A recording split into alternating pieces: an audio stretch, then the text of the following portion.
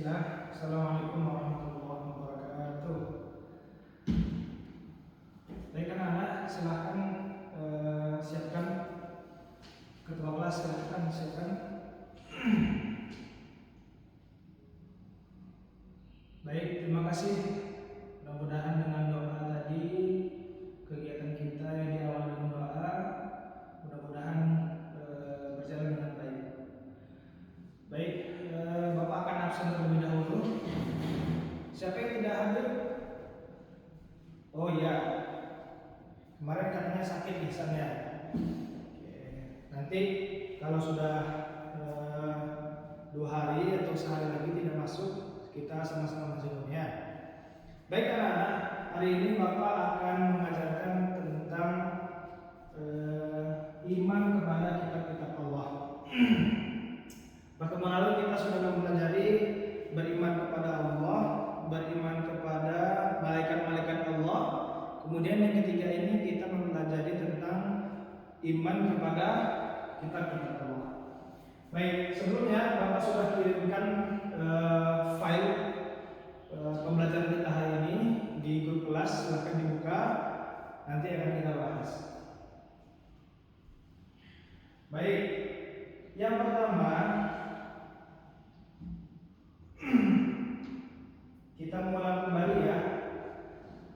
Iman itu berasal dari bahasa Arab amanah yu'minu imanan, yang artinya yakin atau percaya.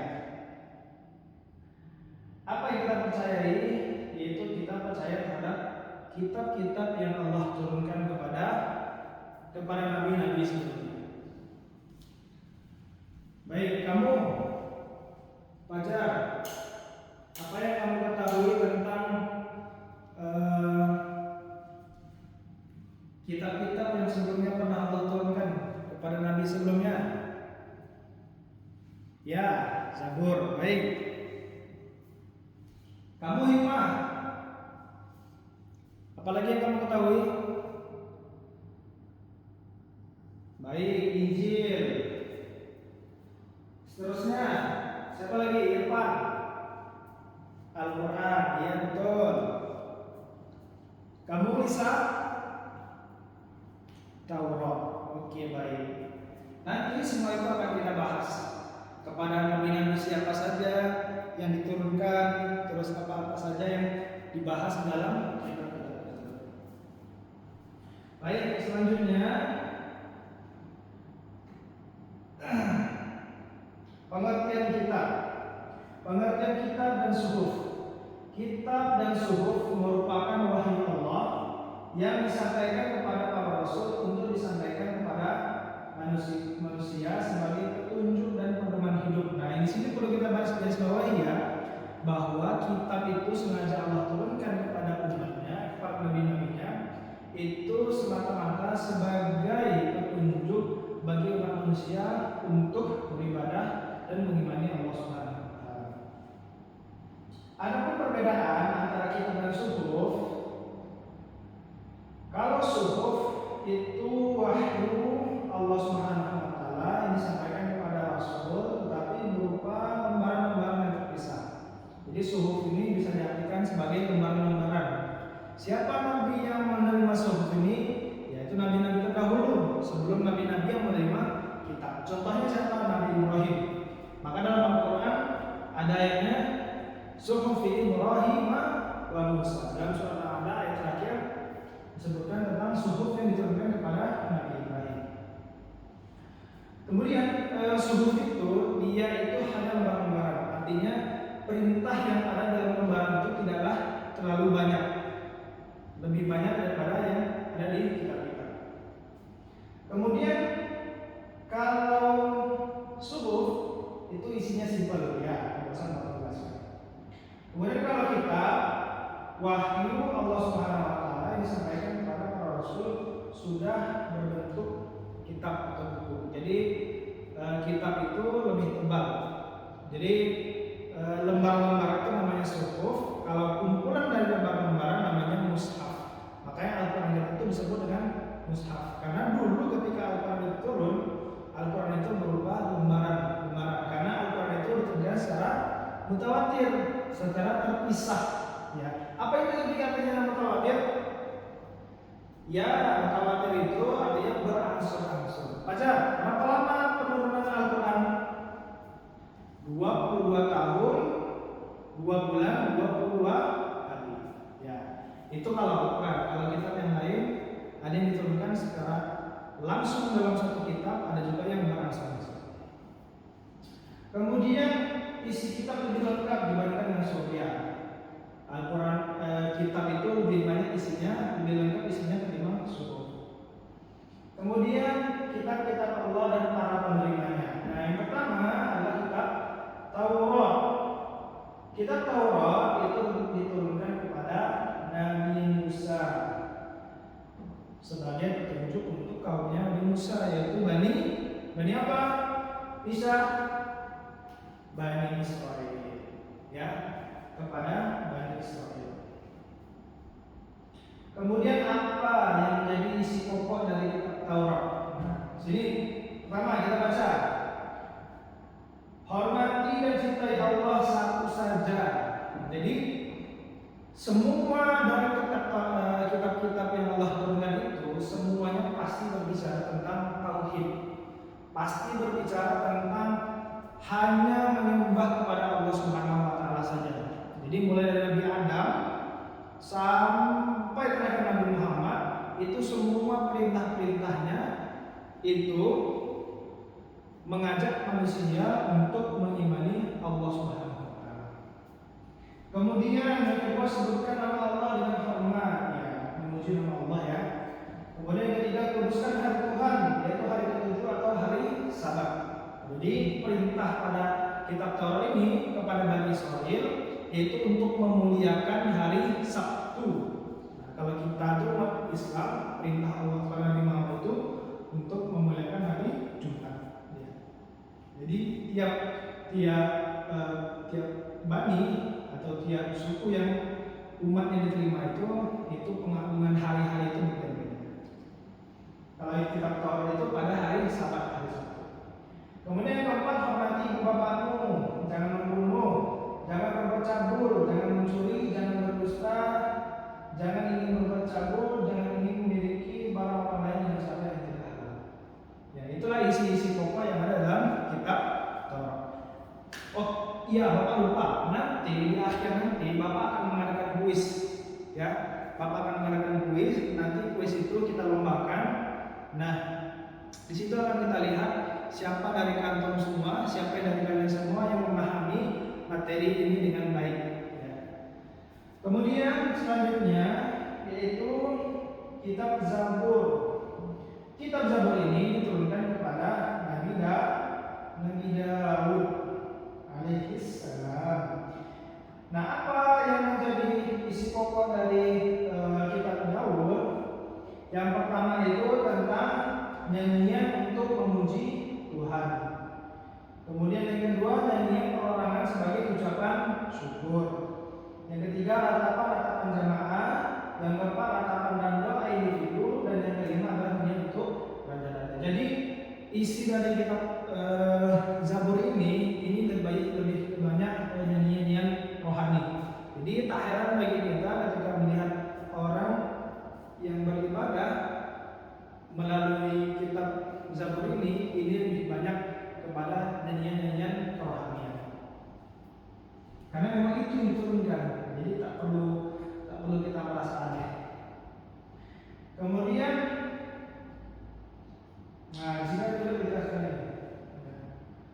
Di antara pujian dalam nyanyian pujian dalam kitab Zabur, yang pertama itu berdasarkan oleh akan Tuhan, hai jiwaku pujilah Tuhan. Nah, itu banyak di situ ada 7. Silahkan dibaca. Kemudian kitab selanjutnya adalah kitab Injil. Siapa kitab Injil turunkan apa? Bisa? Oke, kepada Nabi Isa alaihissalam. Apa yang menjadi isi pokok dari kitab Injil ini? Ya, kitab Injil ini itu sama, itu mengajarkan tentang ketauhidan kepada para umatnya.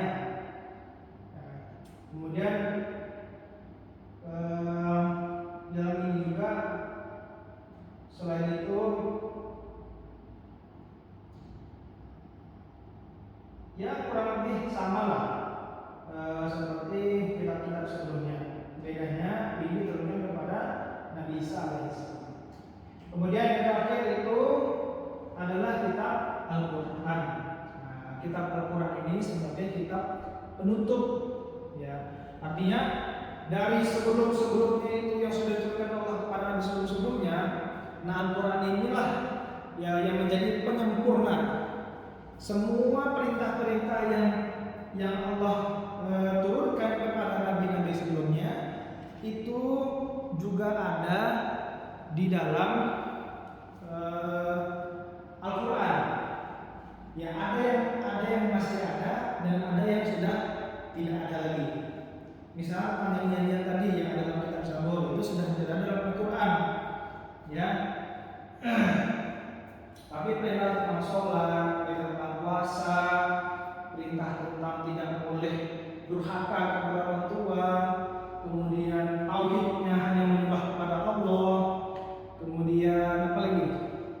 Ya hal-hal semisalnya itu tetap ada dalam Al-Quran, dan Al-Quran itulah sebagai penyempurna. Artinya kitab-kitab yang ketika Al-Quran itu turun, kitab-kitab sebelum itu sudah tidak berlaku lagi. Jadi begitu. Ketika Taurat, ketika Zabur itu turun, kemudian sampailah turunnya kitab selanjutnya itu kitab Taurat. Nah kitab Zabur tidak bisa dipakai lagi. Ya, fokus kepada kitab Taurat. Nah ketika Taurat sudah jalani, kemudian turunlah Injil, maka Taurat tidak boleh dipakai lagi. Ya, hanya pakai Injil. Begitu juga ketika Injil sudah dijalani, ya sudah dipakai, terus turunlah Al-Quran dan diutus Nabi Muhammad, maka Injil sudah tidak bisa dipakai lagi. Artinya saat itu juga orang yang sebelumnya pernah mengimani, pernah menjalankan ibadah perintah-perintah yang dalam Injil, ketika Al-Quran turun maka dia fokus kepada Al-Quran, tapi tetap dengan mengimani bahwa kitab-kitab sebelumnya itu adalah semuanya berasal dari Allah Subhanahu wa taala. Jadi tetap harus kita imani, ya. Tetap kita imani, tapi hanya sebatas iman saja. Karena apa? Sekarang ini kalau kita untuk mempelajari itu kembali, sekarang ini sudah banyak kitab-kitab tersebut sudah tidak murni lagi dari kalimat-kalimat Allah, melainkan sudah banyak dirubah oleh tangan-tangan manusia.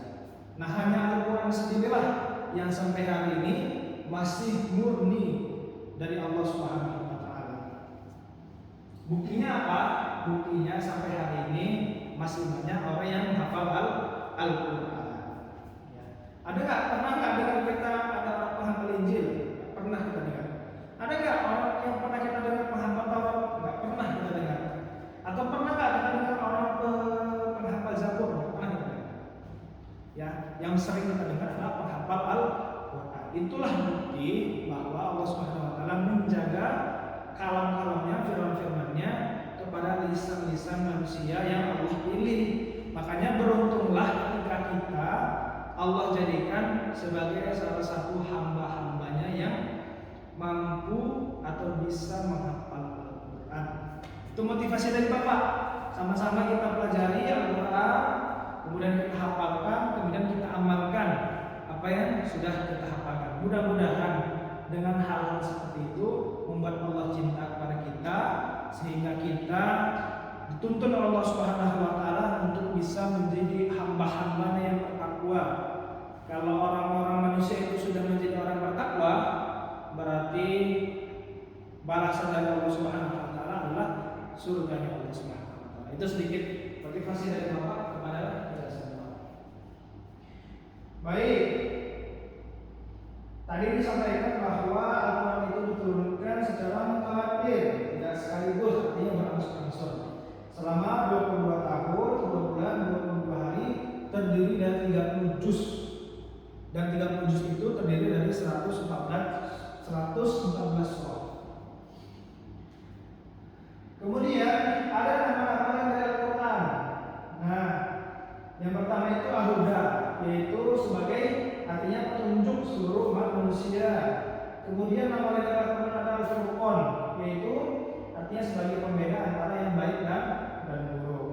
Kemudian yang ketiga Asy-Syifa, artinya Al-Quran sebagai obat atau penenang hati.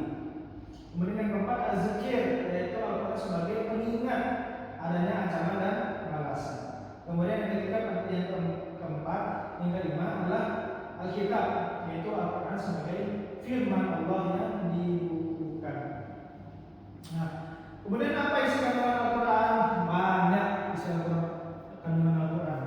Ya, sepertiga dari isi Al-Quran itu adalah bercerita tentang cerita-cerita orang-orang terdahulu. Apa yang diceritakan? Ya, bisa jadi cerita tentang kebaikan, bisa jadi cerita tentang azab, bisa jadi cerita tentang ya banyak hal yang terjadi di masa lalu yang tujuannya itu Allah sengaja sampaikan kembali supaya menjadi pelajaran buat manusia. Misal, pada zamannya Nabi Lut itu terjadi azab dari Allah kepada umat Nabi Lut. Kenapa? Karena umatnya Nabi Lut itu berbuat zalim, berbuat dosa. Apa dosanya? Dosanya yaitu bahasa yang sekarang, melakukan hubungan seksual sesama jenis. Ya, artinya laki-laki dengan laki-laki, perempuan dengan perempuan. Nah, ini sesuatu yang tidak normal, sesuatu yang bukan fitrah manusia. Fitrahnya manusia itu adalah suka dengan laki-laki dengan perempuan, atau sebaliknya, perempuan suka dengan laki-laki, bukan laki-laki suka dengan laki atau perempuan suka dengan perempuan. Nah, ini melawan takdir yang Allah tetapkan kepada manusia. Kalau logika kita bisa nggak perempuan sama perempuan itu bisa melahirkan anak? Nggak akan bisa. Atau laki-laki dengan laki-laki bisa nggak melahirkan anak? Nggak akan bisa. Yang bisa melahirkan manusia, yang bisa melahirkan anak adalah hubungan antara laki-laki dengan perempuan. Makanya Allah utus Nabi Lut, didakwahi oleh Nabi Lut, tapi umatnya saat itu malah menantang, turunkanlah azab kalau memang Allah itu ada. Akhirnya Allah balikkan itu bumi, kemudian umatnya Nabi Lut itu banyak menjadi batu dan menjadi batu itu ketika mereka sedang berhubungan seksual. Nah, itulah yang sengaja Allah ceritakan kepada Nabi Muhammad di dalam Al-Quran sebagai pembelajaran. Artinya apa? Supaya tak terjadi lagi. Tapi pada kenyataannya sampai hari ini terjadi lagi apa yang sudah terjadi di masa lalu. Banyak nggak hal-hal yang terjadi di masa lalu terjadi juga sekarang ini? Banyak. Perzinahan, habis itu mabuk-mabukan, itu tadi kelainan seksual dan lain-lain dan sebagainya. Nah, itu sengaja Allah ingatkan supaya tak terjadi. Ternyata terjadi. Itulah maksud. Sudah diingatkan pun, iya dilakukannya. Itu tadi ya salah satu isi dari kandungan Al-Quran itu tentang cerita. Kemudian tentang ibadah, muamalah, tentang akidah dan lain sebagainya. Ya. Adapun isi Al-Quran yang pertama sebagai petunjuk dan rahmat bagi orang-orang yang beriman dan bertakwa. Kemudian yang kedua sebagai informasi kepada setiap umat bahwa Nabi dan Rasul terdahulu mempunyai syariat atau aturan dan caranya masing-masing dalam menyembah Allah. Yang ketiga, Al-Quran sebagai kitab suci terakhir dan terjamin keasliannya.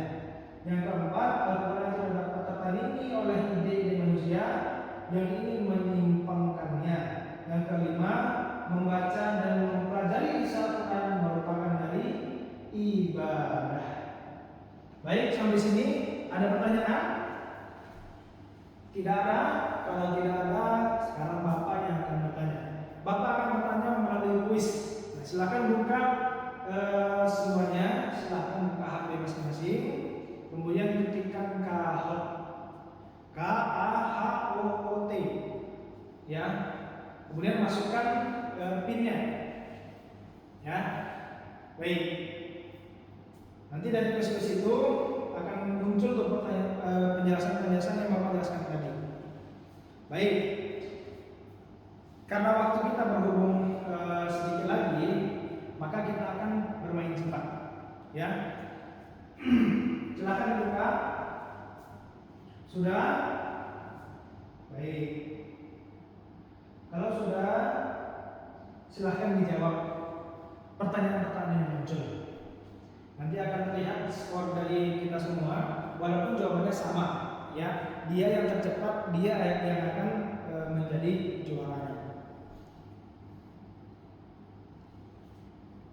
Baik, dalam sesi ini kita lihat yang juara adalah Nisa, juara satunya, juara duanya adalah Fajar, juara ketiganya adalah Hikmah.